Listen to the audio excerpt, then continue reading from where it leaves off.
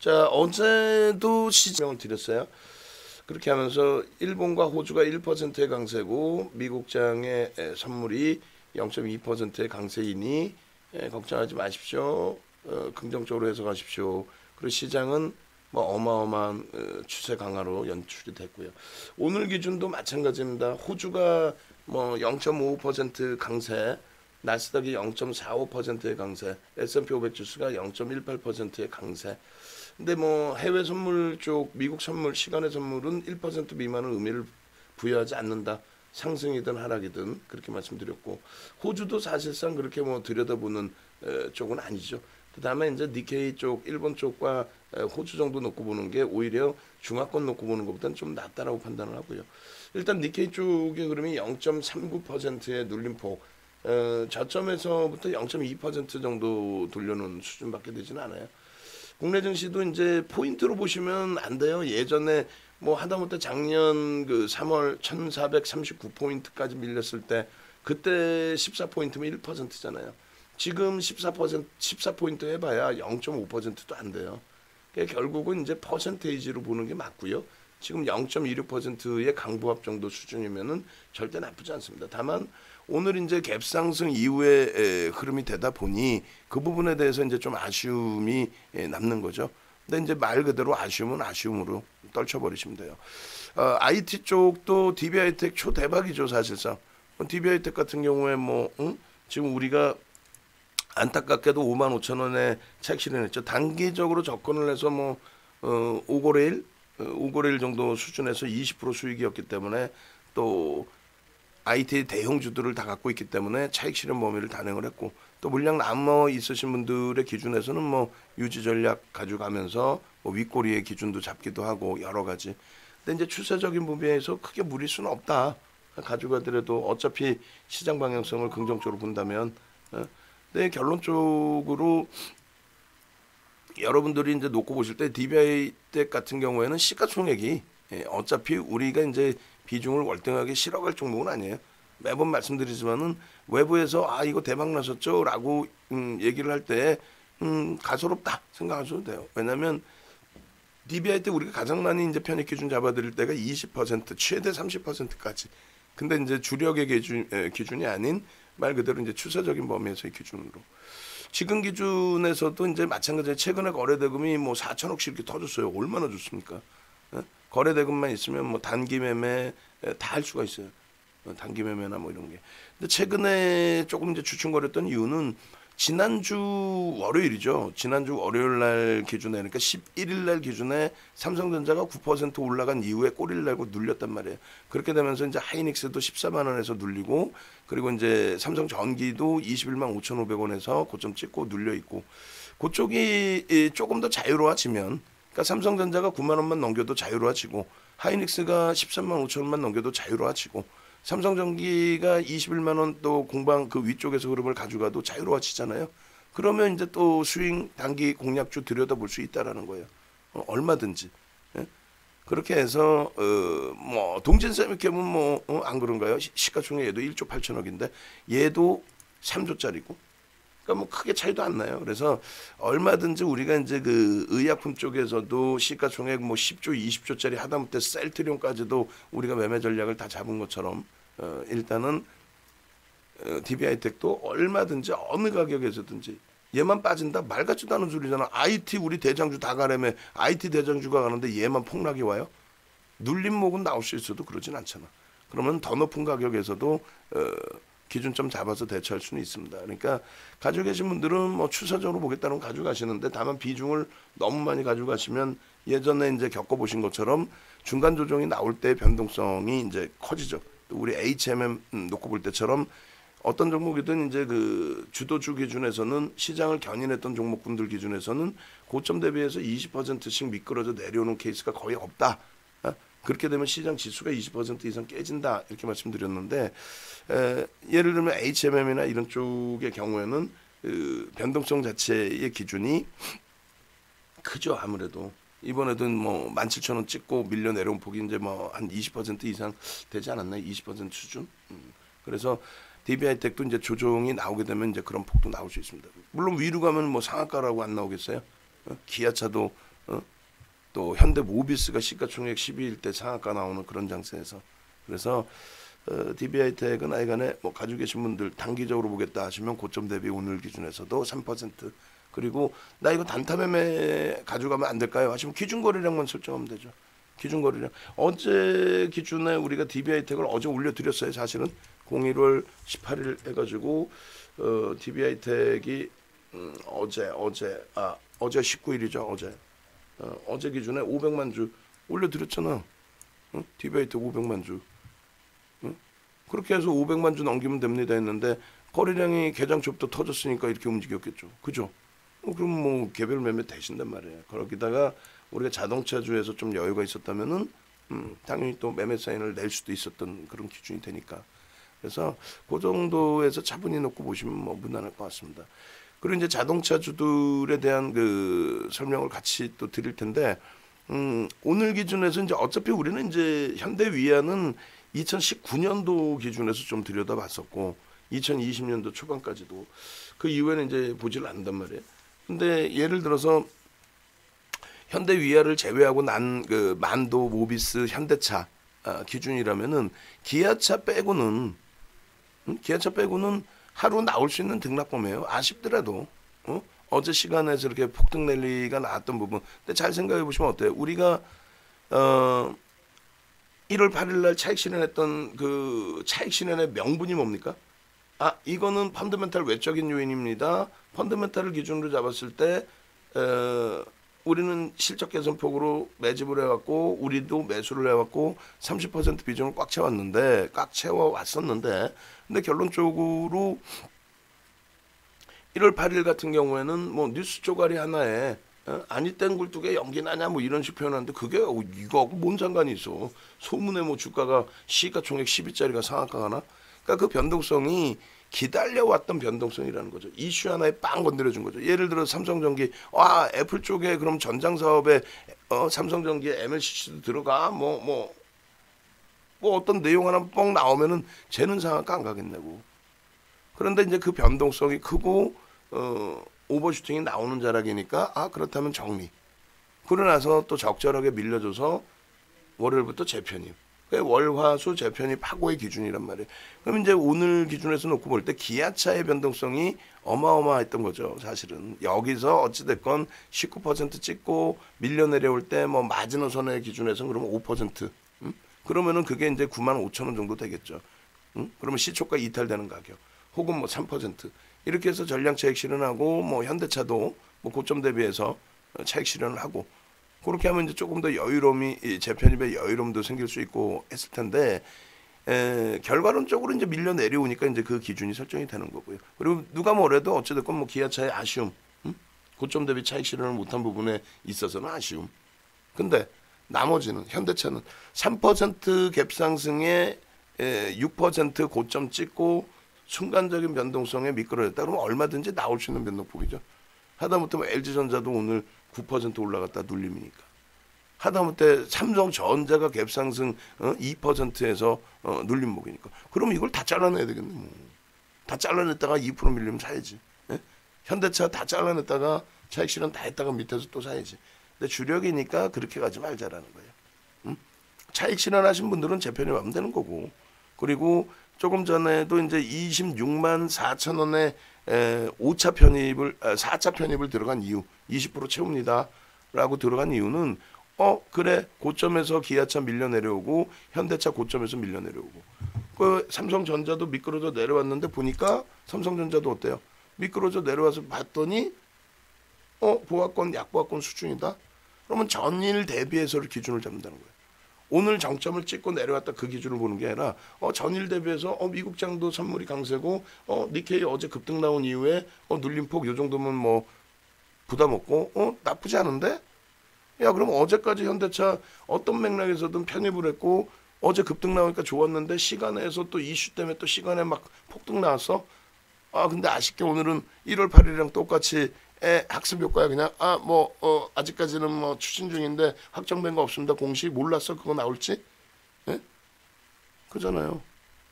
결론적으로는 전일 종가 대비해서의 흐름이네 이렇게 생각하시면 돼요. 아 기아차 9만 원 바닥 찍고라기보다는 뭐 명목 가격에서 방어력을 주고 아 돌렸네 93,000원 정도면은 매매가 원활하신 분들이라면 그럼 93,000원에 들어와서 9만 원 이탈 되면 난 손절할래. 저점 낮췄으니까.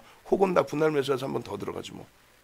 충분히 가격적으로 메리트 나온단 말이야. 그러니까 기아차만 빼고 나머지 현대차, 모비스, 만도를 보시면 어차피 우리는 4개 종목에서의 기준을 잡으니까 기아차 빼고 나머지를 보시면 쉽게 나올 수 있는 변동성의 기준이었다. 그러니까 미련이나 이런 부분을 갖지 말고 전거래일에 대비해서 지금의 주가가 어떠냐. 약보합이어서 살 수도 있는 거고 강보합이어서 살 수도 있는 거고 오늘 오전 고점 시초가를 넘겨서 살 수 있고 오늘 오전 고점을 넘겨서 살 수도 있는 거고 그죠? 10% 올라간다고 못 따라붙나? 어제 기아차 얼마까지 따라붙었어요? 79,000원까지 따라붙었어요. 어제 79,000원이면 그게 한 10% 되지 않나요? 어떻게 되지? 79,000원 한번 볼까요? 그러네. 79,000원이면 10%죠. 10%는 못 따라붙어? 지금 기아차 10%인데 이거 못 따라붙어요? 그잖아요. 어제 우리가 3차 매수가 79,000원이라고.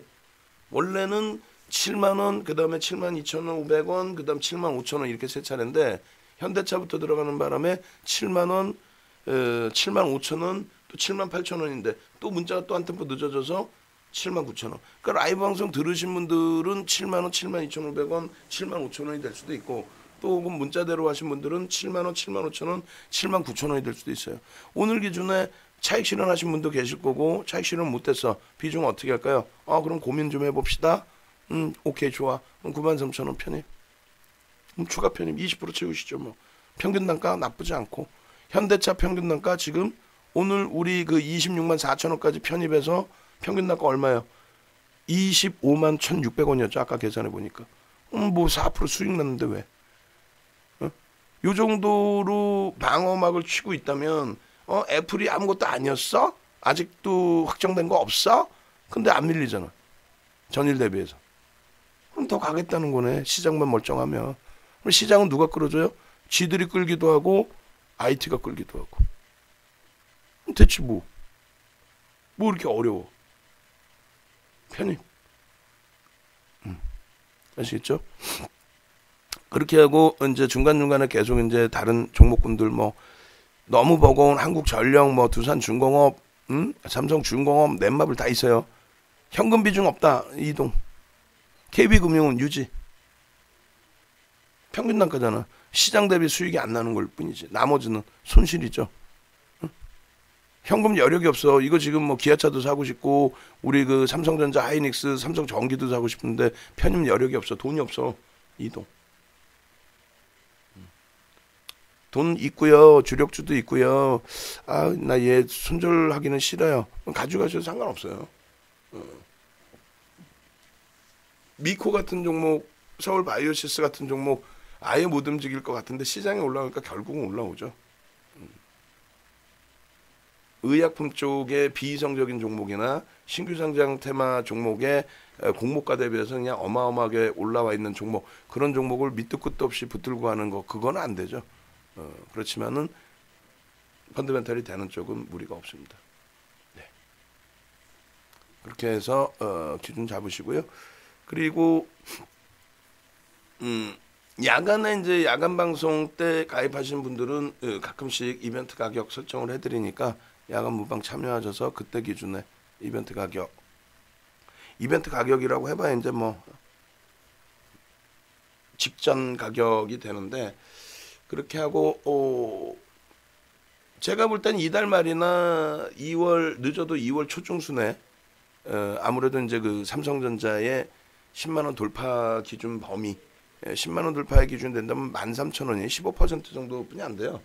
그 삼성전자가 15% 움직인다라고 한다면 이제 시장 지수 자체가 아무래도 3,500 정도 올라올 수 있는 기준이 되죠. 그러니까 이달 말이나 2월 초중순 정도, 그 정도 놓여지게 되면 그때 이제 IR도 형성돼 있고 전망치가 이제 나오는 기점이 되니까, 그렇게 된다면 가격은 지금 막 계산하기 어렵죠. 363만 원이면 올려버릴 것도 상관없어요. 가입을 안 하셔도 상관없으니까 올릴 겁니다. 올려서 삼성전자 이제 10만 전자 오게 되면은 그 기준에 대처를 하고요. LG화학은 이제 계속 같은 자락에서 그 비중을 채울 수는 없고 이제 신규 편입자들의 비중을 이제 설정해야 되는 기준이 나온다라고 한다면 그거는 기준점을 IT에서 아까 말씀드린 가격보다 좀 더 올라와서 뭐 삼성전자의 9만 원 위쪽, 하이닉스의 13만 5천 원 위쪽, 삼성전기의 21만 원 위쪽. 그러면 이제 기본 수익이 다 계좌 수익이 발생돼 있는 상황이 되고 또 자동차주들 지금 현재 수익 기준의 차익 실현을 하시고 재편을 가신 분도 계시고 그대로 유지하는 분들도 계시고 그 상태에서 이제 요 템포를 한 번 더 오늘 이렇게 끝나고 혹은 오늘도 상승폭을 높여놓고 내일 추세 범위로 가고 다음 주에 한 번 더 움직여주면 그리고 다음 주까지도 아니고 요 정도만 돼도 내일 기준에서는 또 LG화 그 기준 거래량이 수반되든 했을 경우에 비중을 계속 늘릴 수는 없습니다. 같은 자리에서는 우리 지금 LG화학도 15%죠. 세 번 들어갔잖아요. 세 번. 103만 원, 100만 원, 97만 원. 그렇게 해서 평균 100만 원. 무조건 들어갈 수는 없고 나머지 주력에서 이제 여유로움이 좀 발생될 때 그때 신규 편입 기준의 설정 또 추가 편입할 만큼의 변동이 나오면 또 추가 편입의 기준 뭐 이렇게 대처를 하면 무리는 없겠습니다. 그리고 나머지는 뭐 이 업종 저 업종 다 보실 필요 없어요. 마지막으로 한 번 더 보여드려요.